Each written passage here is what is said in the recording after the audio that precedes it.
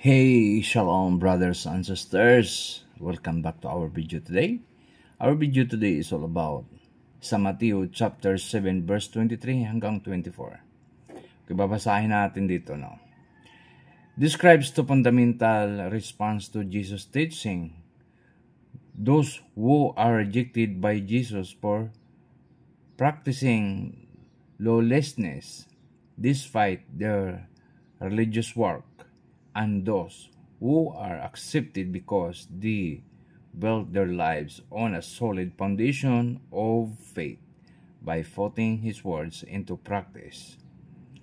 The passage contrasts a superficial, self-deceived approach with genuine obedience, ultimately illustrating the wise and foolish ways people build their lives. So, karamihan kasi sa atin ngayon, no,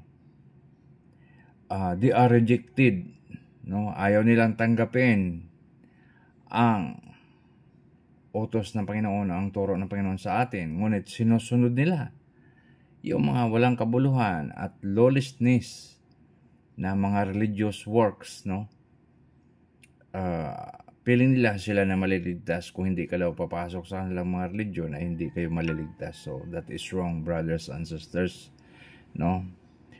We build our lives in Jesus Christ, not our religion, brothers and sisters. So, ayon nga dito sa Matthew chapter 7 verse 23, sinabi ng Panginoon dito, "And then I will declare to them plainly, I never knew you. Depart from me, you works of lawlessness." This verse speaks of people who perform religious deeds in Jesus' name, such as prophesying, casting out demons, and performing miracles, but have not truly known Him.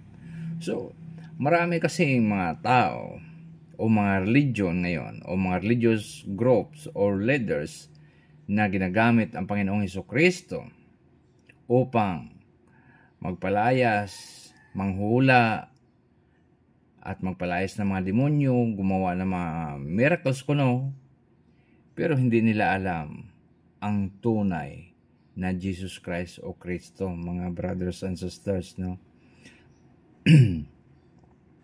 Jesus' declaration, "I never knew you," signifies a complete lack of genuine relationship and knowledge of Him. So, kaya sinabi ng Panginoon yan sa mga taong hindi ko kayo kilala. Dahil itong mga taong ito ay kulang ang pananampalataya at pagkakaalam tungkol kay Jesus Christ, brothers and sisters. Kaya anong sasabihin ng Panginoon sa huling araw, sa oras ng paghukom, "I never knew you," hindi kita kilala. Ikaw ay gumawa ng kantapalasan o ng karmaldumal sa akin pangalan. Kaya hindi kilala ng Panginoon ang mga taong ganon. They are called workers of lawlessness because their action, true and impressive, are not rooted in true understanding or obedience to God's law, leading to their rejection. Itong mga tao kasi ay gumagawa ng kanilang sariling batas, ng kanilang aksyon o paggawa ng hindi karapat-dapat tungkol sa Panginoon. Kulang sila ng pag-unawa at pagsunod sa Diyos, kaya ito ay magdudulot sa pag-reject o pag-ayaw ng Panginoon sa kanila, brothers and sisters, no?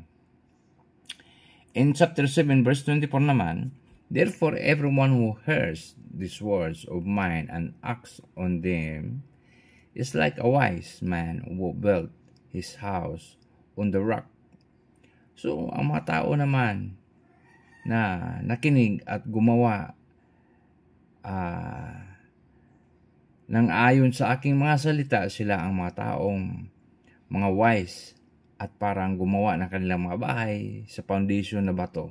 So matibay yon, brothers and sisters. Kung may understanding at may knowledge ka mula sa Panginoon, nagmula sa turo ng Panginoong Hesukristo. This represents the Alternative, those who genuinely obey Jesus' teaching build their spiritual lives on strong, enduring foundation. Ito nga, mga brothers and sisters, ang mataong nakikinig sa turo ng Panginoong Hesukristo at sumunod dito, sila ang nagtatayo ng napakatibay na foundation, spiritual lives on strong, enduring foundation, no? Ang nagtayo ng kanilang relationship sa Panginoong Hesukristo, sila ay nagtatayo ng spiritual lives na matibay na foundation, na matibay na pananalig at pananampalataya sa Panginoon. Build on the rock is a metaphor for establishing one's life on the solid ground of Christ's words. Ayon. Ang ibig sabihin na nagtayo ng bahay sa solid na bato ay ibig sabihin nito na nagtayo ka ng solid foundation sa salita ng Panginoong Hesukristo, no? Brothers and sisters, yun ang mga matitibay na foundation na ikaw ay in-establish mo ang iyong buhay sa mga salita ng Panginoong Hesukristo, brothers and sisters. This foundation of obedience will hold him against the rain, floods, and winds, symbolizing life's challenge and judgment leading to spiritual security. Ayun mga brothers and sisters, ang foundation na ikaw ay sumunod sa Panginoong Hesukristo, ito ay nagpapatibay sa mga pagsubok. Ibig sabihin dito na mga baha, ulan at mga hangin, ito ay nagsisimbolo sa buhay natin na everyday challenge sa buhay natin. And judgment leading to spiritual security. So, titibay ang ating spiritual growth kay Hesukristo kahit ano pa mangyari o mga challenges, mga pagsubok na nangyari sa buhay natin, tayo ay hindi matitinag dahil na kay Kristo tayo, brothers and sisters. The contrast in the passage is between two types of individuals, the worker of lawlessness in verse 23 and the wise builder in verse 24. So, ayon brothers and sisters, ito yung ating napag-aralan ngayon sa Matthew chapter 7 verse 23 and 24. Diba?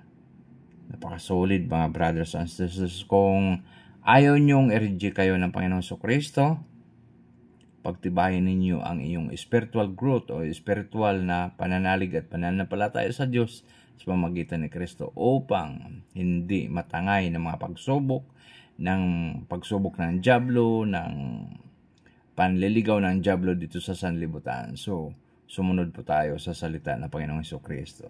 Shalom and God bless everyone. Have a nice day and coffee first. And God first before coffee, mga brothers and sisters.